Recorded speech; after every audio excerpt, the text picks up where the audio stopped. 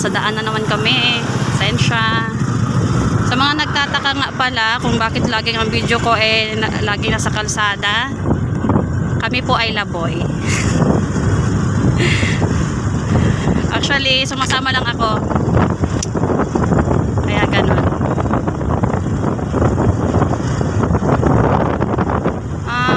Papunta kami sa Tansa, doon sa kabilang bahay namin. Mag-checking na naman kami, na always namin ginagawa. Checking lang. Always checking, walang pampagawa.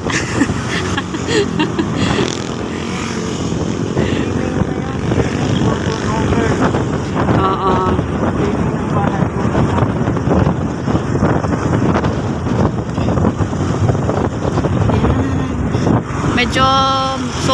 Medyo mainit, pero hindi naman super init. Hindi yung super init. Kasi yung ulan bago kami umalis. Maganda yung langit. Ayan o. Ayan. Ang ganda dito kamo sa General Trias, Cavite. Kasi medyo may nature pa. May mga area pa dito na marami ang mga puno.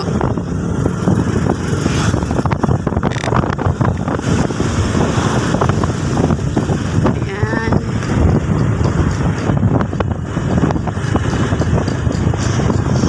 Ganda yung langit oh. Eh, hindi talaga ako namuti eh. Kakagala eh. Kailan ako puputi? Pagputi ng uwak.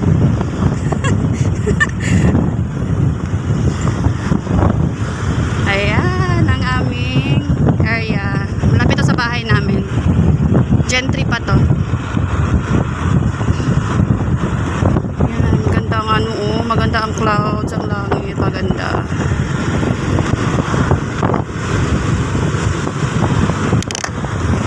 Ito talagang aking ano ba tawag dito dati? Yung aking cover sa ano, helmet, visor. Oo, kusa siyang bumababa. Kailangan na magpalit ng helmet. Ayan, may mga ano pa talaga dito. Madami ang mga puno at may mga palayan pa. Ito ay yan, General Trias proper.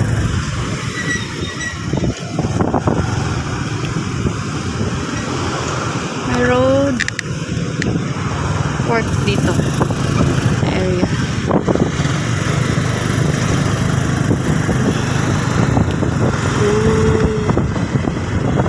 Medyo painit na ng painit. Ayun, ang ganda ng ano oh.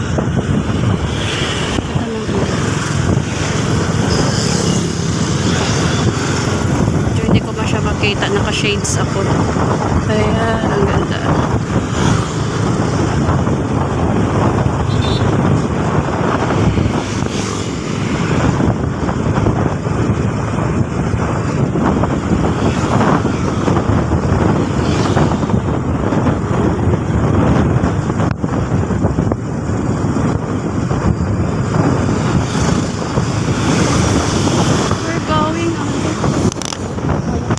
Mababa yung aking visor.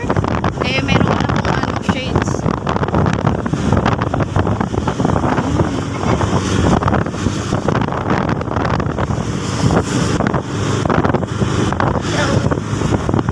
Ang gaganda ka mo dito ng mga ano, housing. Sa areang to. Maraming housing units sa areang to.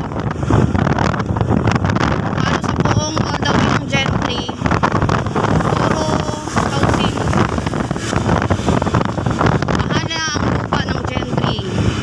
Pricey na siya, hindi na siya affordable. Unlike dati. Yung bahay na tinitirhan namin ngayon, mura lang siya nang nakuha namin. Sa Pag-ibig Finance. Pero ngayon, kapag kumuha ka dito sa around Gentry, may kamahalan na talaga. Pero maganda yung lugar. accessible siya sa lahat naman. Ano na siya, maunlad na. Maunlad din naman yung Tansa. Nalilipatan namin soon. Kapag kineri ng power ng daddy namin na magpagawa ng very very soon kung carry niya.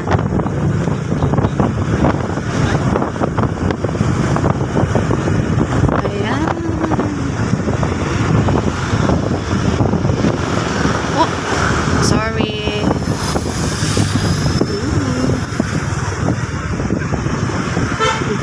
Ang ganda lumaboy. Sana wag super init mamaya pagbalik or umulan kasi wala kaming raincoat. After ko mag linis-linis, ayan, order na kami.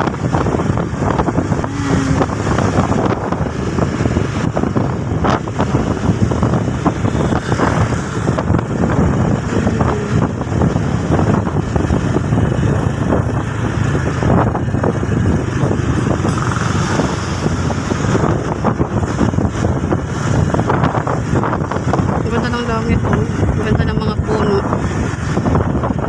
Actually, dapat ang namin plano magtagaytay. Kaso lang, sobrang init kanina, umaga.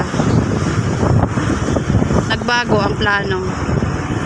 At medyo late na kami nagising. Kasi around 5 AM dapat kami pupunta. Nagising kami ng almost 8. So mainit na. Hindi na kami tumuloy. Kaya ibang destino na lang. Basta enough ang tulog ng aking driver, makakagala kami. Pero kapag hindi, bahay lang. Nay, ang ganda talaga ng ang ganda ng paligid. Dito ay, sana ba itong parte dati? Ha?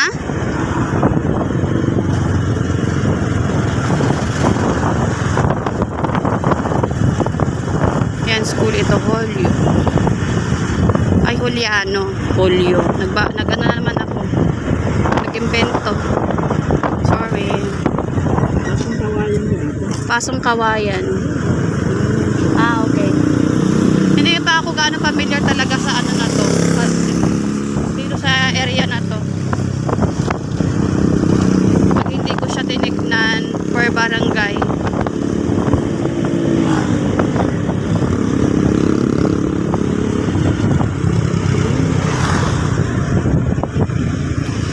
Ang ganda ng patigil. Ganda ng langit.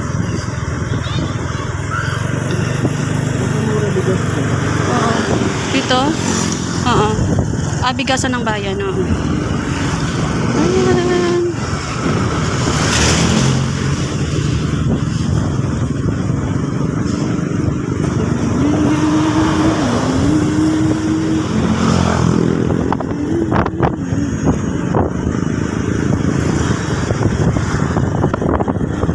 Then, liko na kami dito na side.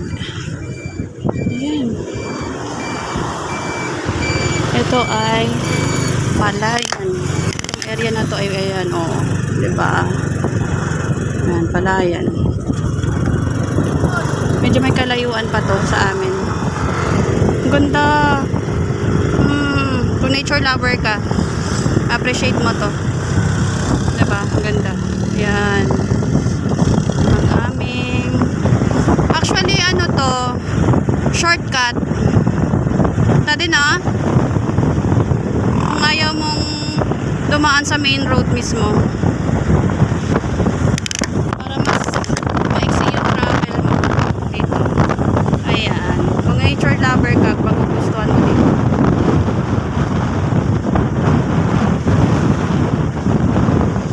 Oh.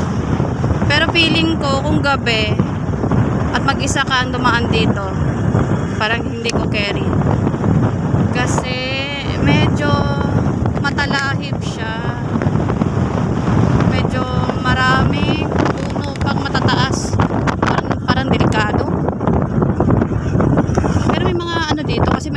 subdivision doon sa area na yan at sa kabilang side. O, diba?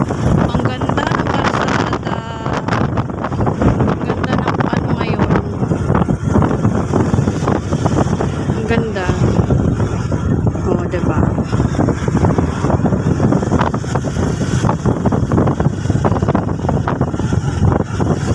Smooth lang ang ating travel.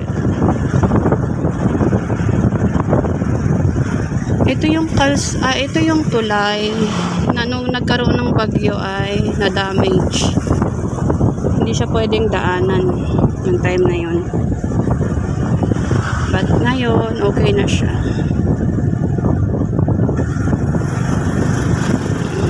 Ayan.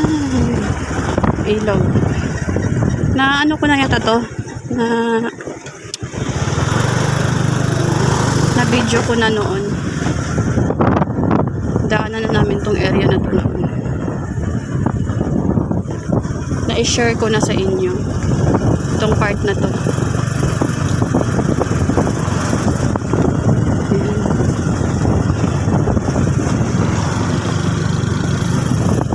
Mahaba yung ano talaga kalsadang to.